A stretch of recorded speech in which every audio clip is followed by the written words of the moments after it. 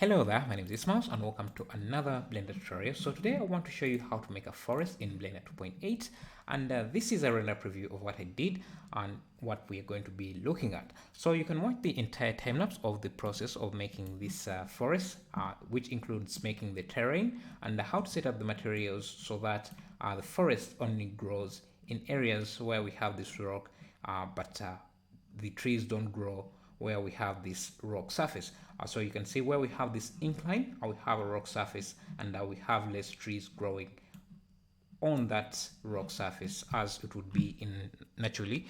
So yeah, I show you how to set that up, but this tutorial is going to mainly focus on how to get the forest look as realistic as possible. You can also see some haze or fog, however you want to call it, just to separate the foreground trees from the background, which gives your scene some bit of depth. So yeah, let's see how to set this up. And I didn't use any real geometry for the trees because that would take up a lot of computation power and nearly be impossible to render if you're trying to render this many trees. So I'm just going to show you a quick trick to render large forest scenes like this. And if you wanted, you can even make way more trees back there. But I thought having some of them sparsely populated like that, populated like that on the hills, makes it look more realistic. Even though we have a thick forest here, you can expect it to be faded in some areas. You can see we don't even have some trees. It makes it look a bit more realistic because you don't always get the entire forest fully covered in trees. But if you wanted to do that, you can also do that. Yeah, so let's get started with this. Yeah, so as you can see, we don't have any real geometry trees, but we have these planes, which is simply image textures on planes. Let me just unhide these planes for you. Now, if we go to Eevee render, you can see how these look. And this is still usable. It's not the best quality compared to Cycles. Obviously, the Cycles is a more fidelity render engine than Eevee, but you can still use this if you wanted to. And one thing to note about Eevee is that it has a few limitations. For example, I have this other image texture. If I bring that in, you can see it makes the forest look a bit, it doesn't make it look, the difference between this tree and the other trees, let me see, could be my shader, but I don't think so because I'm using the same setup, so it's not the materials, but you can see there is too much of a difference, but you don't see that in Cycles because this is the same. Let me just show you how this looks in Cycles so that you can see that they're using the same textures and the same materials and the same settings, but they're rendering quite differently. You don't see that obvious difference in Cycles as you see in Eevee. Just give it a moment. You can see that the trees here look at least more uniform and more in the same climate like you see in Eevee. So that's why I would recommend to use Cycles instead of Eevee. But so in Eevee, I just switch this off by either going into removing it from the particle collection instance, or just in the previews, if I want to disable this, I would just turn the display from textured to wire so that it just disappears from the view entirely. But let me just show you how I set up the materials here. So this reduce. Just let me first disable the forest for a second, so that we can just look at these trees individually. Let me bring this back as well, just for the time being. So for the textures here, or for the materials, let me just turn off some of these settings.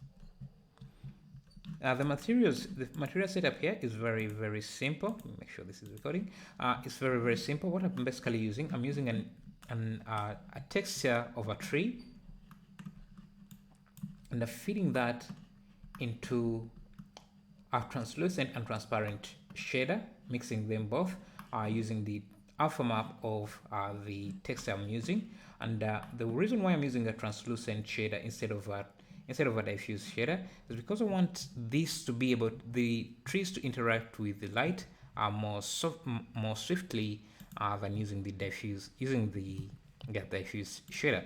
For example, if I let me first turn on the lights here. Yeah. Okay, maybe let me first reduce on the volumetrics here. If also isolate this, you can see with the translucent shader, it makes it seem like the tree is 3D dimensional and reacts with the light. So you can see we don't really see. It makes it seem like there is directional light affecting the tree, which makes it look a bit more 3D dimensional, and that's what you want to use. So to set that up, just follow this node setup.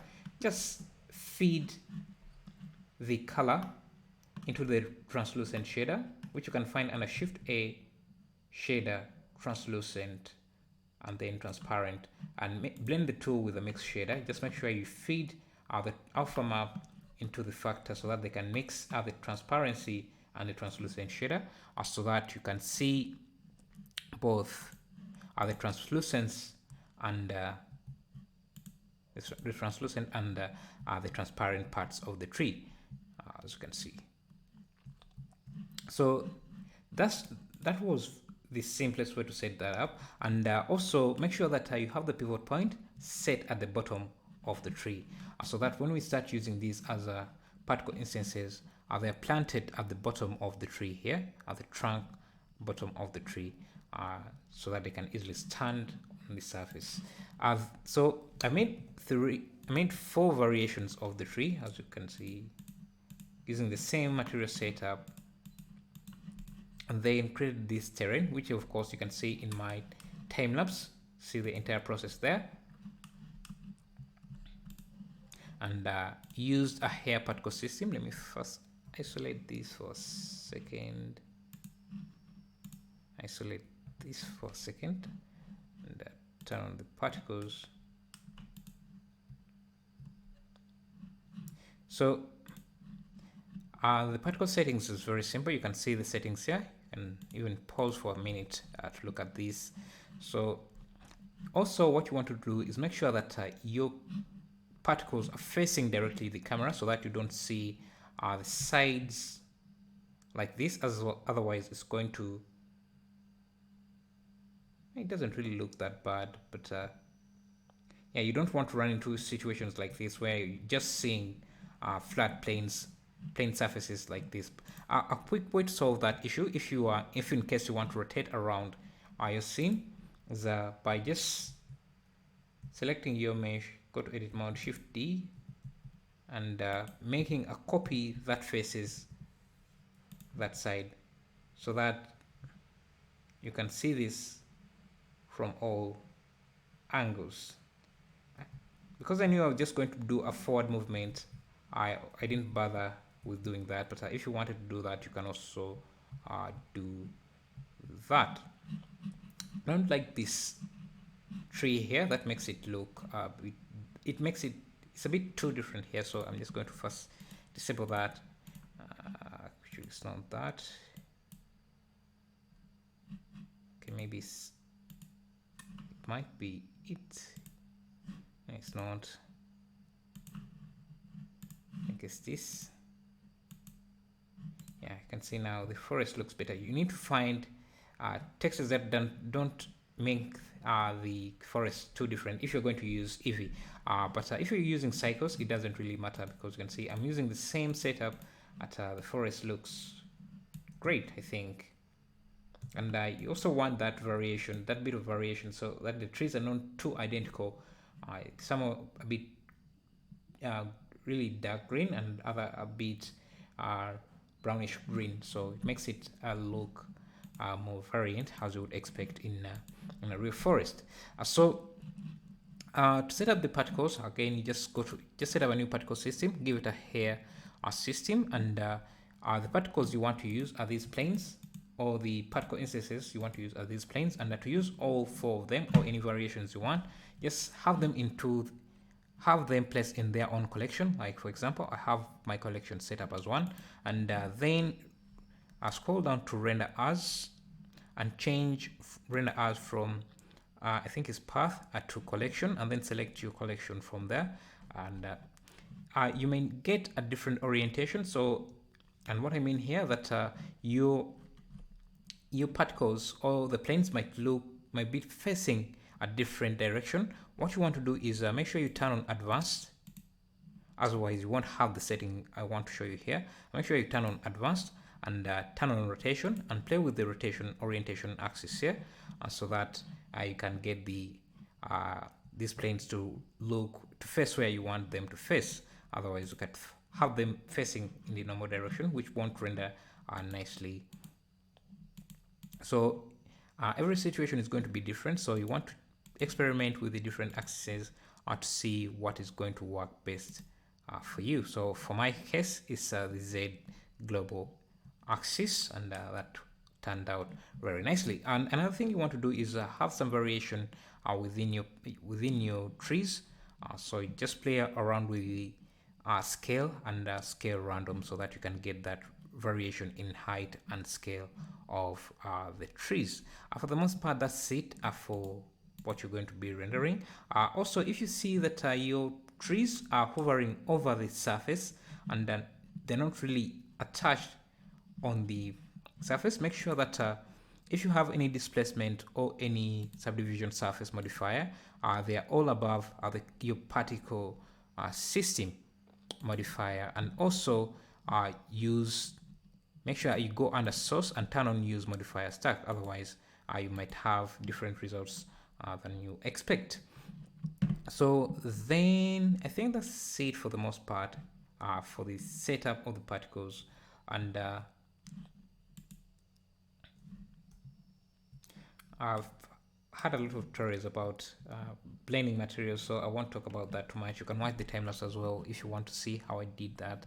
And yeah, for making sure that the trees only appear in different areas, you just have to set up, just go to edit mode and select a few vertices where you don't want the trees to appear. For example, in my case, I selected the vertices here where I knew the river would be, and set up a vertex group assigned, and use that vertex group to exclude the particles from growing on that vertex group. So just scroll down until you find vertex group, and select that vertex group you have just set up in the vertex group there. If you see that your particles are not in the opposite direction, in the opposite areas of where you want them to be, just click on this switch here so that they are switched around to the opposite of where they are currently, until you get the results you want.